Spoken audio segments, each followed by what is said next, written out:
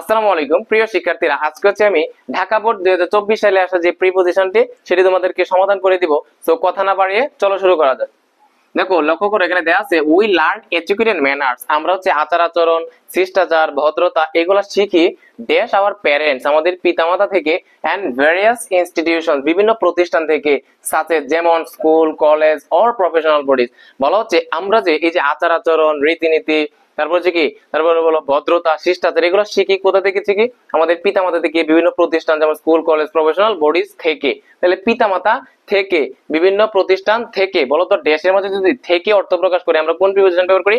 Definitely সেখানে আমরা from ব্যবহার করব। হ্যাঁ, ফ্রম ব্যবহার করব। এরপর লক্ষ্য করো যে দেয়ার আর ড্যাশ, দেয়ার আর রুলস ড্যাশ বিহেভিয়ার, কি আছে? অনেক আচরণের কি আছে? নিয়ম আছে। অনেক আচরণের কি আছে? নিয়ম আছে। সো আচরণের আমরা বলছিলাম কোন শব্দের শেষে যদি কি থাকে, কোন শব্দের শেষে এর থাকে অথবা অন্তস্থ র থাকে, তাহলে আমরা কি ব্যবহার করি? ডেফিনেটলি সেখানে আমরা কি ব্যবহার করব? অফ ব্যবহার করব। বলো তাহলে এখানে বলতেছে যে দেয়ার আর রুলস ড্যাশ বিহেভিয়ার, কি আছে? আচরণের কি আছে? নিয়ম আছে। আচরণের নিয়ম আছে, রীতিনীতি আছে। তাহলে আচরণের এই ক্ষেত্রে আমরা কি ব্যবহার করব? অফ ব্যবহার করব।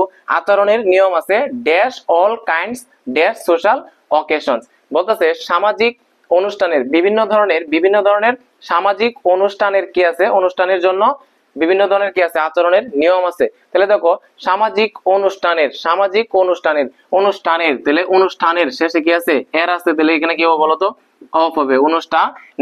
অনুষ্ঠানের জন্য বিভিন্ন বিভিন্ন ধরনের সামাজিক অনুষ্ঠানের জন্য, বিভিন্ন ধরনের সামাজিক অনুষ্ঠানের জন্য কি আছে? আচরণের কি আছে? আচরণের রীতিনীতি আছে, নীতিমালা আছে, তারপর হচ্ছে কি আছে? বিধিবিধান আছে। তাহলে আমরা বলো এখানে কি বলতেছে?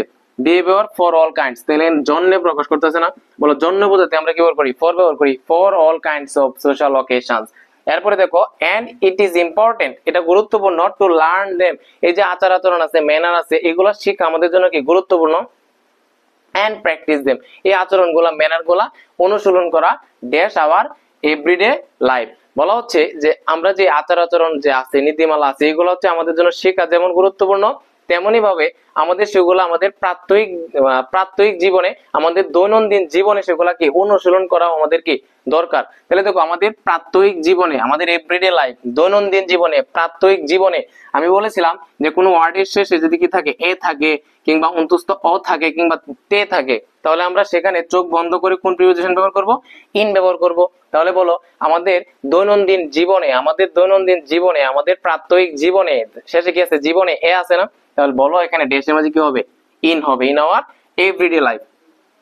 The manners that are correct, যে আচরণগুলা সঠিক dash a wedding reception, wedding মানে বিবাহ আর কি, যে আচরণগুলো হচ্ছে বিবাহ অনুষ্ঠানের জন্য কি কারেক্ট, সঠিক, will not do dash a debating club. বলা হচ্ছে যেই আচরণগুলা, ম্যানারগুলো একটা বিবাহ অনুষ্ঠানের জন্য সঠিক, সেগুলো আবার কি হইতে নাও পারে, একটা ডিবেটিং ক্লাবের জন্য সেগুলো কি না হইতে পারে? সঠিক না হইতে পারে।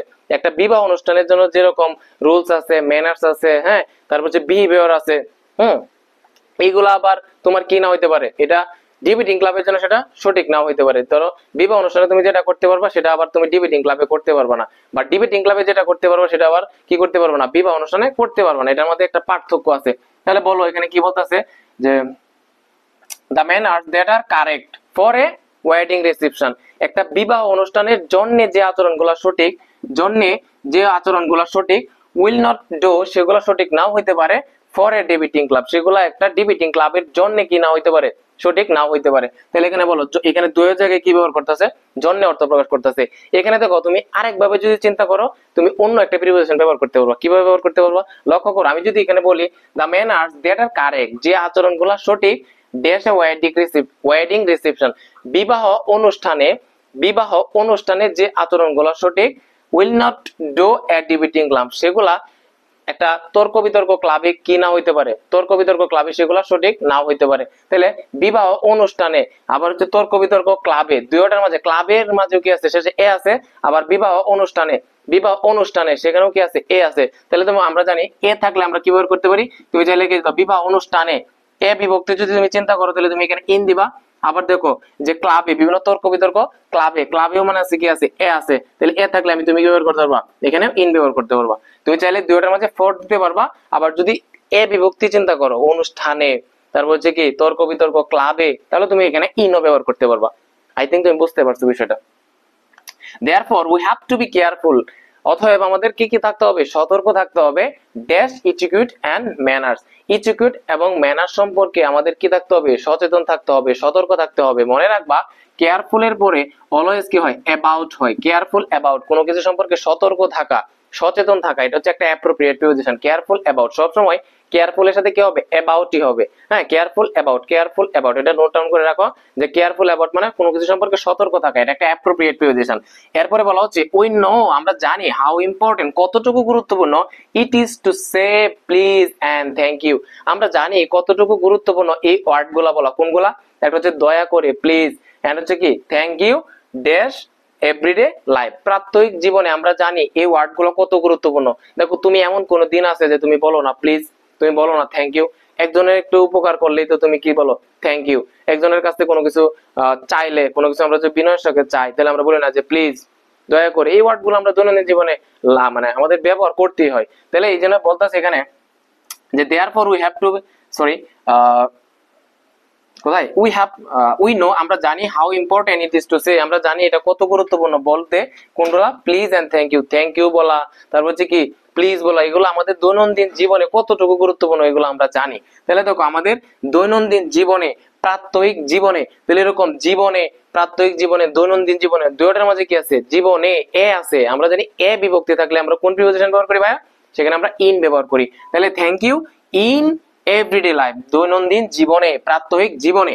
এ ফিউ মোর পলাইট এক্সপ্রেশন, আরো কতগুলা কি আছে, নম্র ভদ্র অভিব্যক্তি আছে বা প্রকাশভঙ্গি আছে, এক্সপ্রেশন আছে। কোনগুলা আছে, সাচ ড্যাশ, সাচ ড্যাশ, তুমি অটোমেটিক মুখে দিয়ে চলে আসে, সাচ এজ মানে যেমন। বলতো যেমন অর্থে আমরা কি ব্যবহার করি, সাচ এজ ব্যবহার করি না, সাচ তো দেওয়াই আছে, তুমি কি দিবা, এজ দিবা, অটোমেটিক মুখে চলে আসবে তোমার। দেখো সাচ এজ, আমাদের দৈনন্দিন জীবনে আরো কতগুলা ভদ্র এক্সপ্রেশন আছে, যেমন সাচ এজ প্যারডন মি, হ্যাঁ প্যারডন মি মানে কি মাফ করুন। এরপর আছে excuse me, may I, are bound to make your day smooth and pleasant. এই যে আরো কতগুলা অভিব্যক্তি আছে, ভদ্র অভিব্যক্তি, ভদ্র প্রকাশভঙ্গি কি আছে, এটা হচ্ছে প্যারডন মি, আছে কি যে এক্সকিউজ মি, মে আই। এই যে অভিব্যক্তিগুলো, এগুলো তোমার জীবন কিসে পরিণত করছে, স্মুথ করছে, হ্যাঁ মসৃণ করছে, এবং প্লিজেন্ট আমোদ প্রমোদ করছে, বা এনজয়েবলে রূপান্তর করছে। কোনগুলা করছে, এই যে pardon me, excuse me, may I, এই শব্দগুলো ছাড়া তুমি কোনোদিন কল্পনা করতে পারো যে কোনো সময় হচ্ছে আমরা একজনের সাথে একটু ধাক্কা লাগলে আমরা বলি না যে প্যারডন মি, আমার মাফ করে দেন। এই শব্দগুলো আমরা দৈনন্দিন লাগে, আমাদের ব্যবহার করতেই হয়। সো এগুলো আমাদের খুবই গুরুত্বপূর্ণ আমাদের লাইফে। আই থিঙ্ক, আমি মনে করি যে তোমাদের এই বোর্ড কোয়েশনটা একদম সহজে তোমরা বুঝতে পারছো। তো তোমাদের কাছে আমি বলবো যে আই থিঙ্ক আমি এটা তোমাদের কাছে চাইতেই পারি যে আমি এত কষ্ট করে এই বোর্ডটা সমাধান করে দিলাম, তোমাদের কাছে একটাই চাওয়া, এবং হচ্ছে সেটা হচ্ছে তুমি আমার এখনো পর্যন্ত যে আমার চ্যানেলটা, ইউটিউব চ্যানেল সাবস্ক্রাইব না করে থাকো, এখনই সাবস্ক্রাইব করে দেবো। এবং আই থিঙ্ক এটা তো আমার জন্য না, এটা তোমার জন্য কাজে লাগবে। কারণ হচ্ছে তোমরা যদি বেশি ভালোবাসা আমাকে দেও, তাহলে কি আমি আরো মোটিভেশন পাবো, এবং আমি আরো খুব মানে পরিশ্রম করতে আমি কি থাকবো, অনুপ্রেরণা পাবো। আমি পরিশ্রম করবো ইনশাল্লাহ, তোমাদের জন্য পরিশ্রম করতে আমি রাজি আছি। ঠিক আছে, তোমাদের এইচএসসি 25 ব্যাচ ইংরেজি নিয়ে কোনো চিন্তা করো না, প্রতিদিন তুমি হচ্ছে বিভিন্ন বোর্ড কোয়েশ্চেন সলিউশন পাওয়া যাবে। আর পরবর্তীতে তুমি কোন বোর্ড সম্পর্কে চাও তুমি সলিউশন করার জন্য আমাকে ইনবক্সে বলে দিও বা কমেন্টে বলে যাও, ইনশাল্লাহ আমি সমাধান করে দিব। সবাই ভালো থাকো, সুস্থ থাকো, আল্লাহ হাফেজ।